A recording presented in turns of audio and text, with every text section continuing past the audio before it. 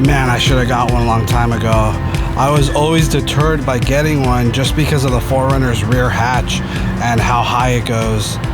But after making these custom brackets, I'm super happy on the way it turned out.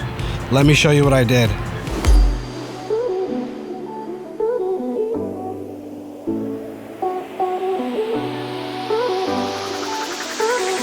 What's up guys, welcome back to the channel. My name is Edward and on Instagram I go by Trail Ready 4Runner.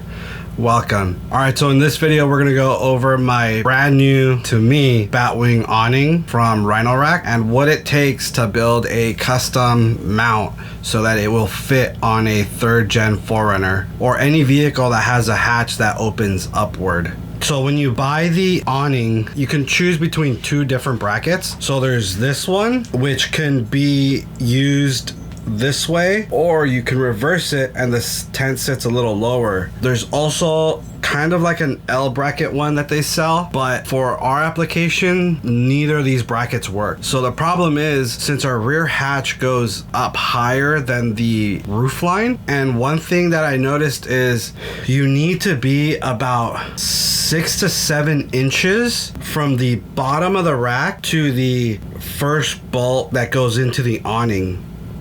So the reason for that is you want it that high so when you open the rear hatch, that second to the last hole will go on top of the hatch. No matter how high you open it, it'll touch it, but it won't prevent it from going all the way up. So the way I figured that out was I got a large level and I put it on the hatch. Once it got level, I kind of eyeballed it where it's gonna be on the tent, and then from there I went ahead and measured from the bottom of the rack to that mark, and then I calculated how high the actual bracket has to be. And so if you look, the bracket sits a lot lower than where the actual, keep wanting to say annex for some reason, awning. So it sits lower than the awning, but you need that in order to make it work on a 4Runner. If you don't care about your rear hatch opening and hitting it, you can definitely put it really close to the bottom of the roof rack so that it's a lower profile. But when I go camping, my rear hatch is always open and I have a table that slides out. I'll put a link to the video where I made the fridge slide that has a cutting board. So the bracket looks like this.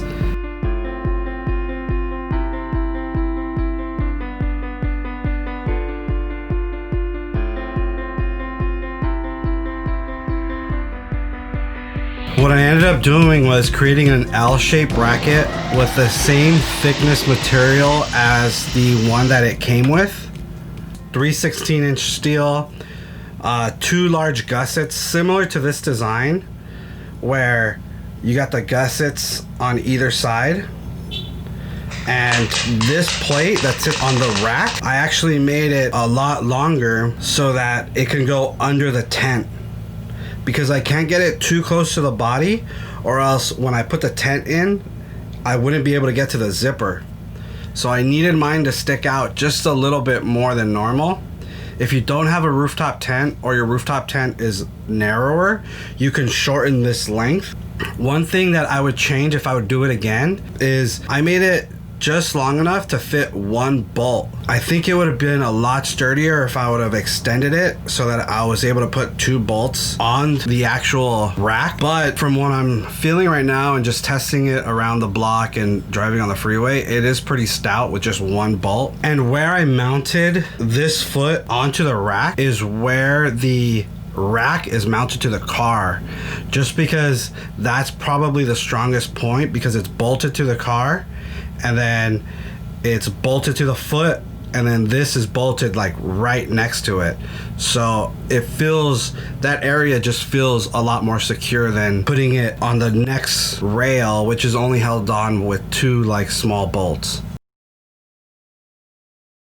Let's talk about the pros and cons and my initial thoughts of this Rhino-Rack Batwing awning. So we'll go over the cons first. So first of all, it's technically not 270 degrees. So when you open it up all the way, or you tie it down on the rear hatch, you have a pretty decent gap that doesn't allow you to go all the way, so the awning doesn't sit 90. But I mean, with the way our hatches are, and since it's going up, any rain that's gonna come down will probably get blocked off by the hatch anyways, so it's not too big of a deal. Another con is probably when you start opening it up, it flops pretty badly, where I'm a little scared of it like snapping, because the ends that come off the pivot point are plastic and are meant to break.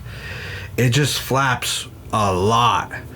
And so I don't know if I'm just not used to it flopping that much, or I'm just overcautious of it breaking. But if they were a little bit stronger, maybe it wouldn't flop so much. I don't know, that's just my 2 cents. All right, now let's talk about the pros. One of my favorite things is the amount of shade that this thing provides. It literally shades the whole side of the truck and the rear hatch, which is super awesome. We don't have to carry a big old canopy that pops up anymore. We could just deploy this thing and be set. And the next thing is how fast you can actually deploy it. It's pretty quick.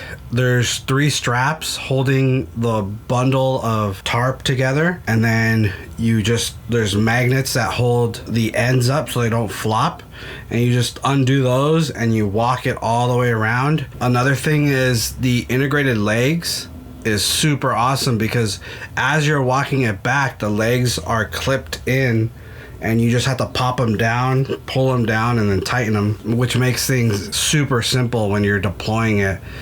All right, guys, that's all for this video. I hope you guys learned something. If you're not subscribed, definitely do so. It helps me a lot.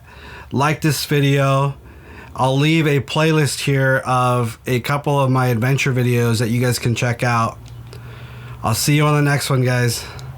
Peace out.